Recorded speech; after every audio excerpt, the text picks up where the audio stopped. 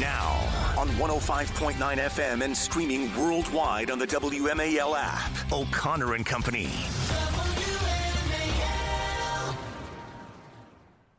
It is Friday, and you're listening to News Talk 105.9 FM. WMAL. Thanks for tuning into O'Connor and Company. And what a busy morning we have ahead of us as we still sort of bask in the glow of that incredible gold medal performance by gold-winning American figure skater Alyssa Liu. And what a story she has, coming from communist China, being pro-democracy, her father fleeing. Wow. And then now she's a American champion. And she loves our country. Good for her. Good for all of us. Coming up at 6:05, Sean Kennedy will join us at 7:35. Ryan Stalin, Director of Research for Defending Education, and talk about all these student-led protests over ICE. Are they really led by the students? 8:05, Dr. Mark Siegel on the real health implications of the Potomac River. And then at 8:35, Luke Rosiak has a bonkers story out of the Daily Wire that you will not believe. We'll talk about that all morning. And joining me, talk about it all morning, because it's this day, this final day of the work week, this Friday. It's Patrice Onwuka. Oh, Good no. morning, Patrice. Happy Friday, Larry, Now, and everybody. It's Friday for you. I'm still going to stick with Friday. I feel like, there needs to be some sort of order in place here, Patrice. Fridays are in order. It is just, we're cruising into the weekend. We've had a busy news week. We're going to wrap things up and, get everybody ready for the weekend. Governor Westmore of Maryland continues to sort of deflect and point fingers and try to make it as though Donald Trump is responsible for the Potomac disaster, which he is not, of course.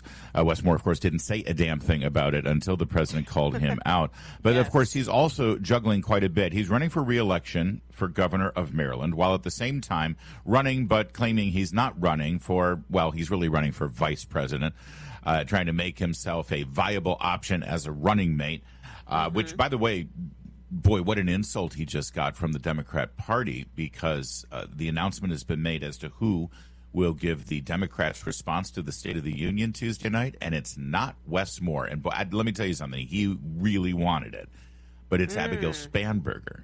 Abigail Spanberger of Virginia will be touting her great, wonderful, moderate record. No, here's the thing. They love Abigail Spanberger not because she's done anything, but because she won.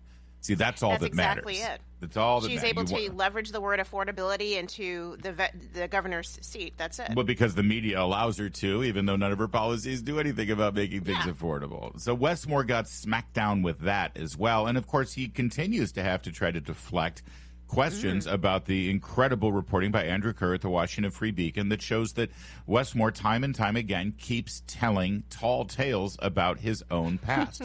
And he thought that he deflected enough with Norah O'Donnell the other night on CBS, although he didn't really address any of the direct charges. He just pretended like the Free Beacon has roots with the Ku Klux Klan or something. Oh, goodness. That ain't flying. So yesterday with Casey Hunt, he was surprised that Casey Hunt actually challenged him on this. You take a listen to what Westmore says, and you tell me if he actually answers the question. You say you are who you are. A conservative outlet, the Free Beacon, recently wrote about a story you often tell about your great-grandfather and your family and how and why they left the United States.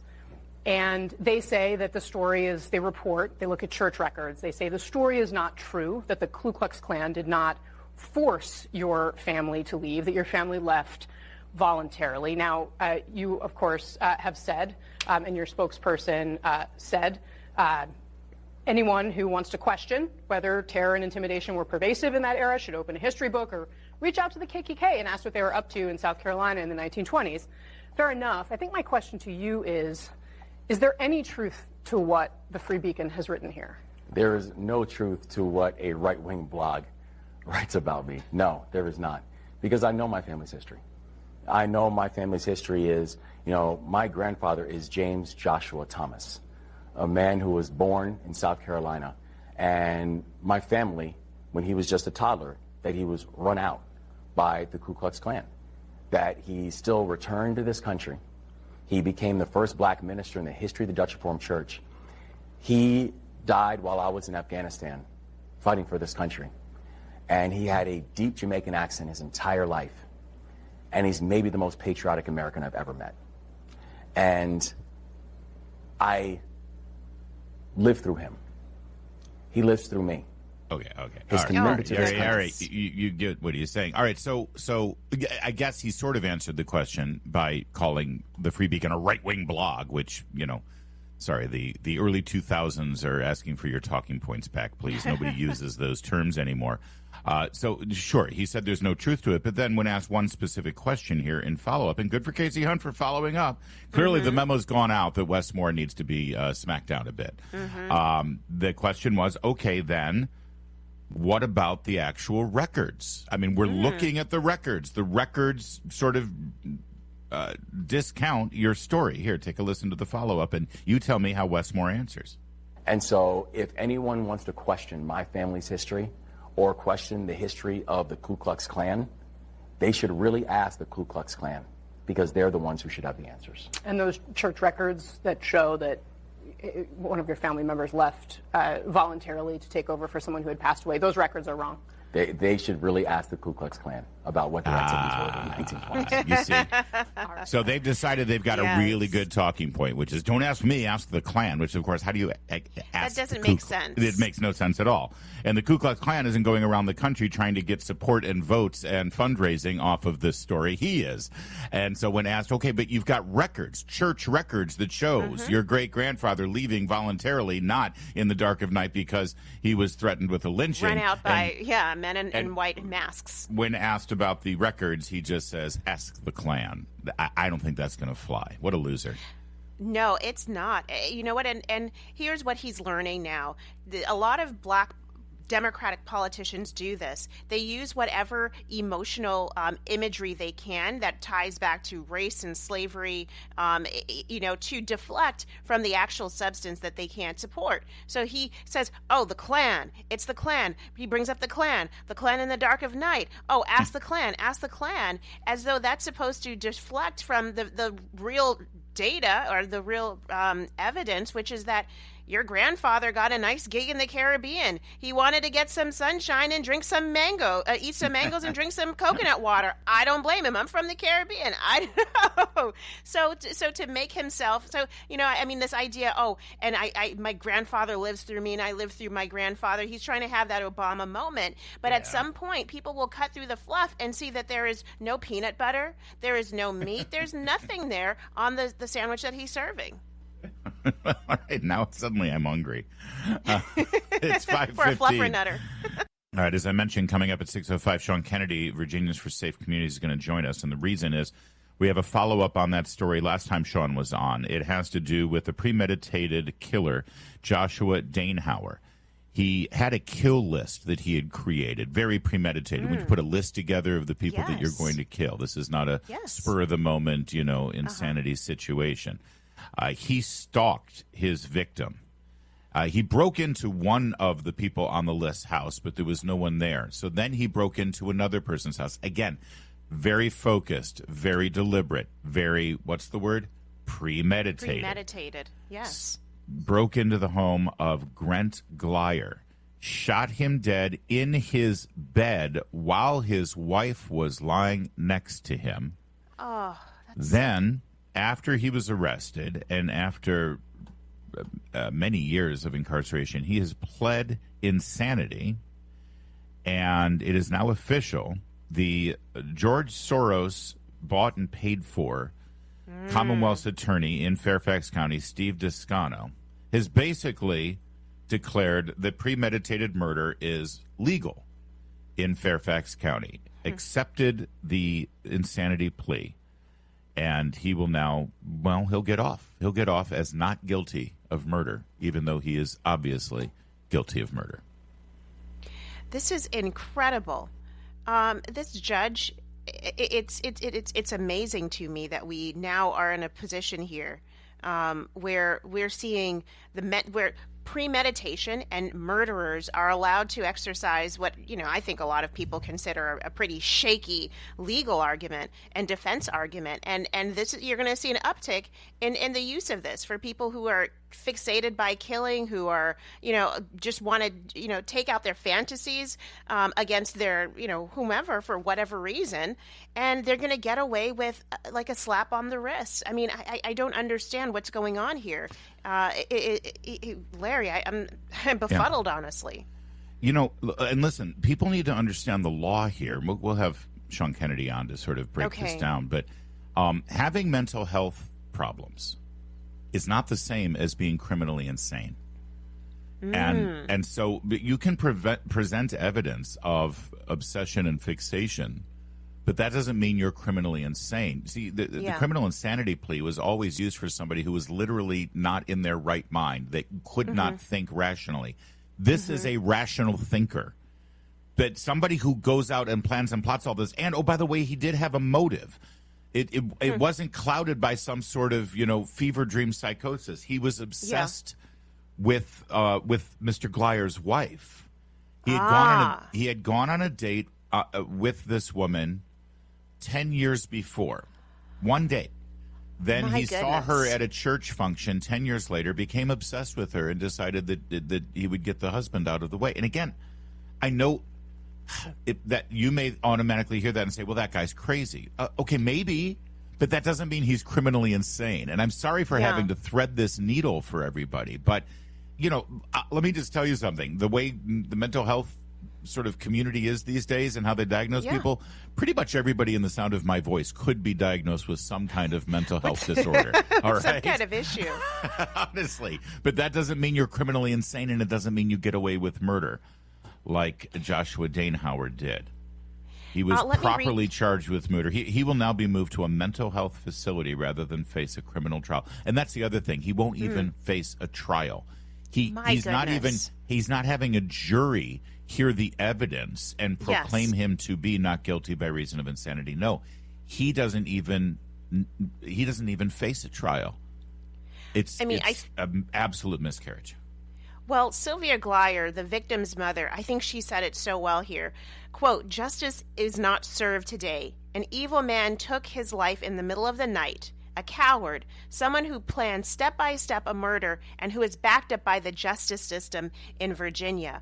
I mean, I think this mother, and apparently the courtroom was so packed with the victims' families and friends that they had to move people into an overflow room. I can't imagine how everyone felt in that moment when they just saw a judge literally slapped the wrist of a murderer, someone who began with stalking. I would think this started as, frankly, stalking and an obsession that then led to him committing murder. And now there's no justice here. No. So I want to see Abigail Spanberger come on the record. I want to see the district attorney come on the record and talk about why, what happened in this case, and can there be any future justice? Here's the thing about mental health issues. They can be treated. Let's say he goes into a mental health institution and they find a good prescription for him, or he goes into therapy, and a year and a half from now or a year from now, a doctor proclaims, oh, yeah, he's cured now. No more mental health problems. He's free to go. He will be free to go. I mean, there's literally no penalty. He has been proclaimed not guilty. He has been proclaimed that he doesn't even have to face a trial because he was impaired. And as soon as you remove that impairment and give him, a clean bill of health, he will walk amongst us. And so knowing that and knowing the circumstances of this case that I just laid out for you, now think about Heather Gleyer. Think about this poor woman, this mother who has been robbed of her husband. That's right. Whose children have been robbed of their father, who knows that the reason that this cold-blooded murder took place of her loving husband as she was lying in bed next to him, that murderer who did it because he was obsessed with her is now free to walk the streets. How can Heather Gleyer ever sleep another peaceful night for the rest of her life?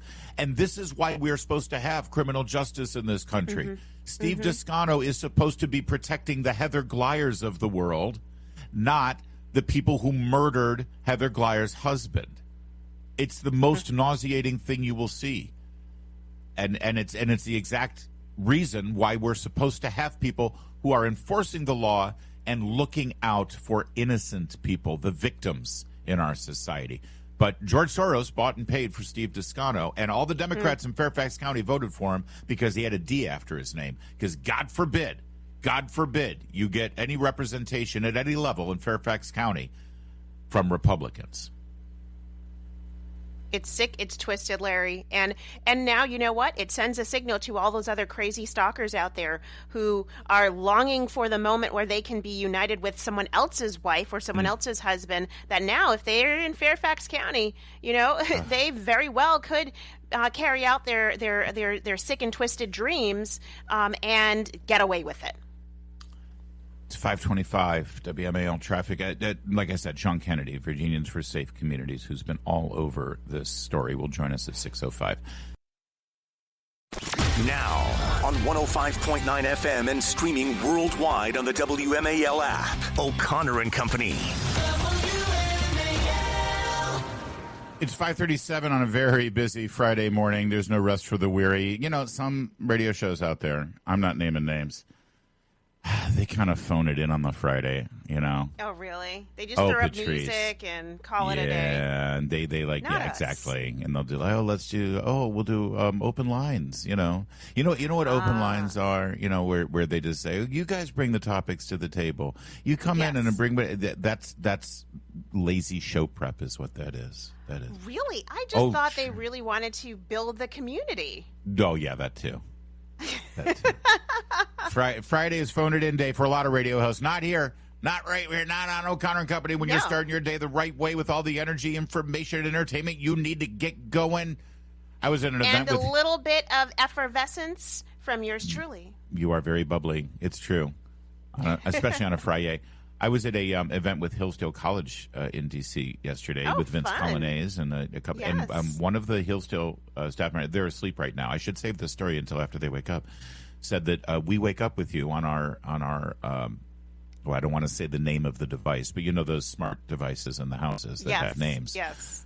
Wakes up at 6:00. It's your show every morning. You wake up because we like to know that as we're waking up, somebody's already been working for hours before we start our day. That's I like that reason to listen to us. That's listen a terrific to us, reason. Yeah, we've been up for hours already before you, while you've been dreaming away. Love it. All right, you know, a lot's been going on down in Texas with their primary this week, Patrice Onwuka. Yes. And a lot of people would say that this was a brilliant move from James Tallarico. That was the whole thing about claiming that Trump and the FCC and those corporate weenies at CBS News, were so scared of James Tallarico going on Stephen Colbert that they had a MAGA plot against him and they banned him from going on the air. Here, this is what he said. Cut 4 here on Colbert. Thank you. Now, here's the thing. I don't usually say this to a guest, but if people are watching this right now, it's because they found us online on YouTube. I did an act of the show that's on tonight explaining why. It's not the first time you've caused some drama. FCC opening probe into The View after appearance by Tallarico. Do you mean to cause trouble? I think that Donald Trump is worried that we're about to flip Texas. There you go. Yeah, they love them. Some James Tallarico. He's a young white millennial. He claims that the Bible is all in favor of sodomy and abortion. I mean, they can't get enough of him. Democrats in the state of Texas think that he's the best. He's Pete Buttigieg, but not as masculine. So that's great. Set James Tallarico aside because your conventional wisdom in town will say this was brilliant and he's a huge winner for the week and this was so great because he raised money and he got no. You realize that the equal time claim had nothing to do with Republicans and had nothing to do with Trump. We've explained this to you. It's because they're lining up against Jasmine Crockett. They're trying to defeat Jasmine Crockett. They kept this interview from going on, and by they I mean Stephen Colbert and his producers, because the last thing they wanted was for Jasmine Crockett to get equal time. And Jasmine, she ain't dumb, and she's figured it out. Take a listen to what she said at a campaign event last night. The thing that is not normal is for me to be attacked from the left. That is the new wild card in this scenario. But it's just interesting. And, I've been asked a couple of times, a couple of things about it. And, I look at this specifically as a civil rights lawyer, and I see when they're sending out ads and they're darkening my skin, and I'm just like, I know what this is. Yeah, right? We know what it is too, Jasmine. So who's the real winner down there? Is it James Tallarico and Stephen Colbert? No, the real winner is Texas Republicans. Because as these two fight it out, and now you've got Jasmine Crockett, shock of shocks, Patrice. If she does lose this primary, she's going to say, yeah, because they're racist, because those Texas Democrats are racist. They're sending out ads darkening my skin. They're keeping me off the air. It's because they're racist. And I'm finding it hard to have any evidence to suggest otherwise. You think that the black vote in Texas is going to come out for Mr. Tallarico after that primary, after what they did to Jasmine? Oh, I don't. Whether it's Ken Paxton or John Cornyn or Wes is it Wes Hunt is also running? Doesn't matter. The Republican will keep that seat in the Senate because the Democrats have destroyed themselves. Well, it's so funny that she's playing the race card against her own party. We all know that Democrats are racist. Try being a black conservative. You'll find out just how racist Democrats are. I think, though, what's interesting is that, she thinks that this is going to work and that she's going to be able to appeal to the sentiments of white Democrats who want to be good allies to blacks. Yeah. So she's putting them on the spot by saying, if you support him, the white guy, against me, the black woman who's faced historical systemic racism, then right. You are implicitly racist. And I don't know if that's going to work. I don't think it's going to work because at some point when you put to our last half hour talking about a fluffer nutter sandwich of a politician. Once you cut the fluff away, Jasmine Crockett, someone said civil rights attorney. She supported people with speeding tickets. I mean, that's not exactly the same thing. I will not. I don't know exactly what she did.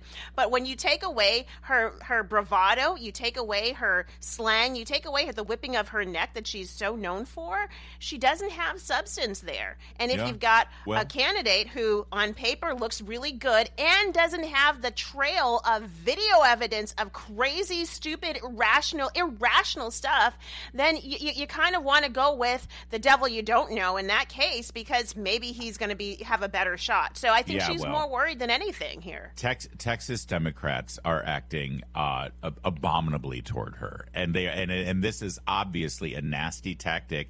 Which is pretty funny because they claim that they're the party that the black women are the most reliable of inclusivity. Vote. Exactly. Black women are the most reliable vote for the Democrat Party right now, circa 2026, and they are screwing over a black woman in Texas, and the black woman's calling them out on it, and I'm here for it.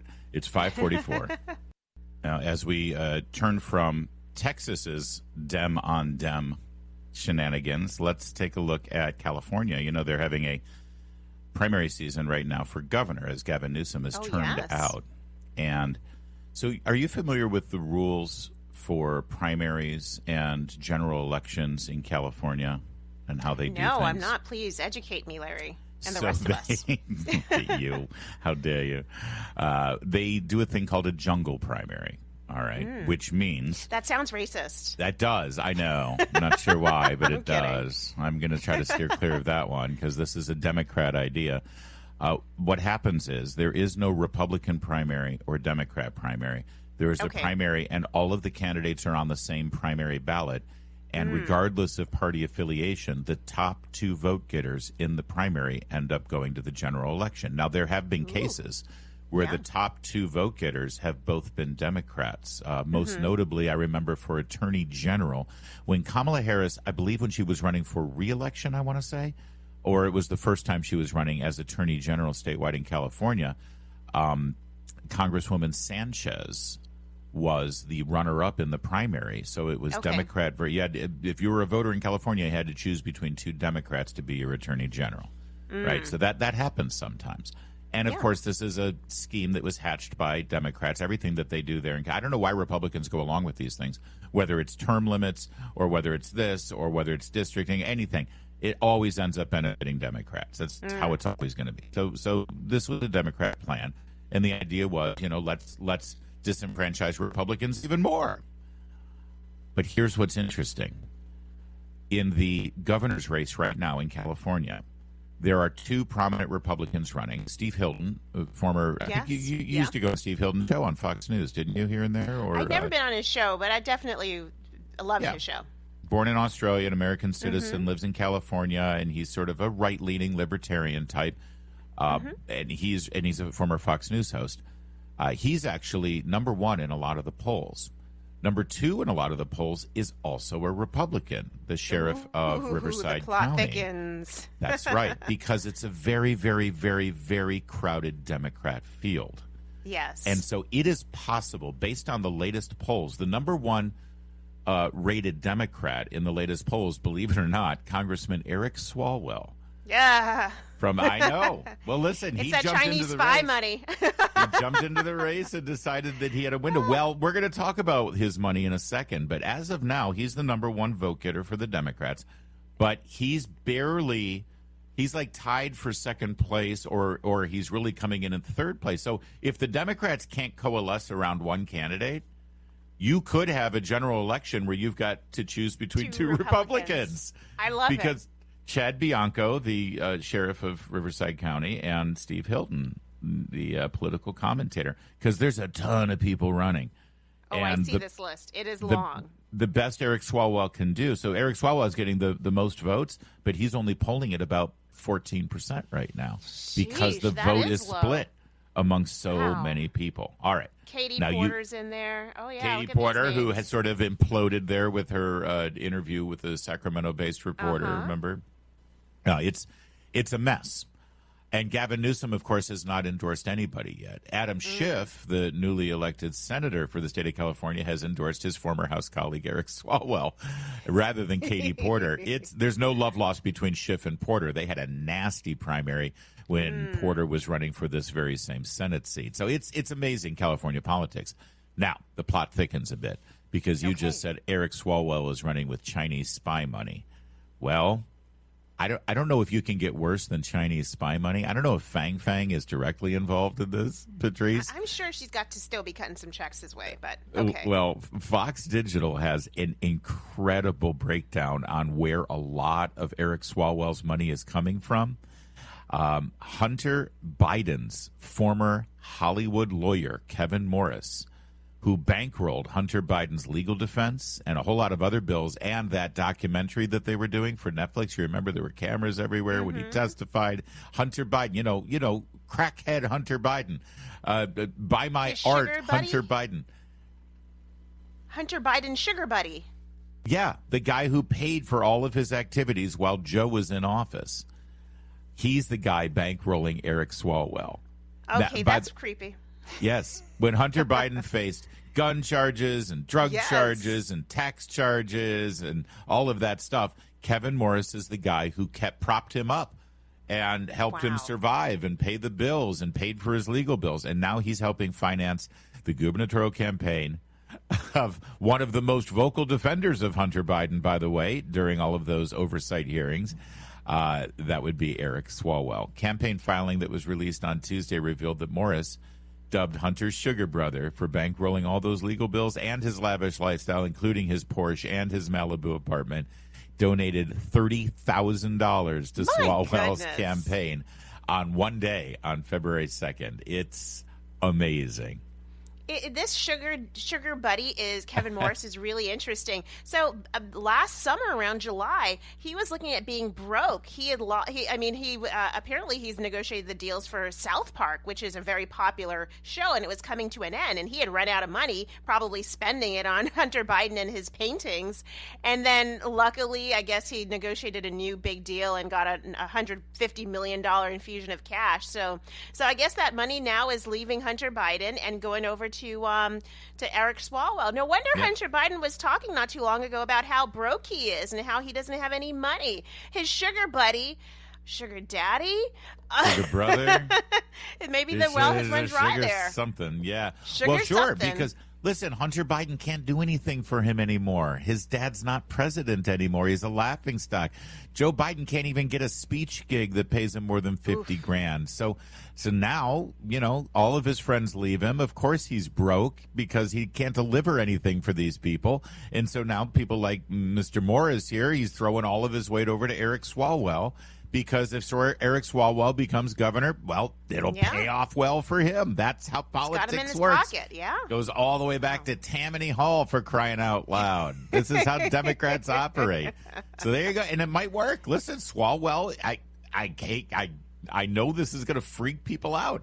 Eric Swalwell could very well be the governor of California on New Year's Day, 2027. And will Fang Fang be the missus? That's a question. That is quite a question. It's 5:55.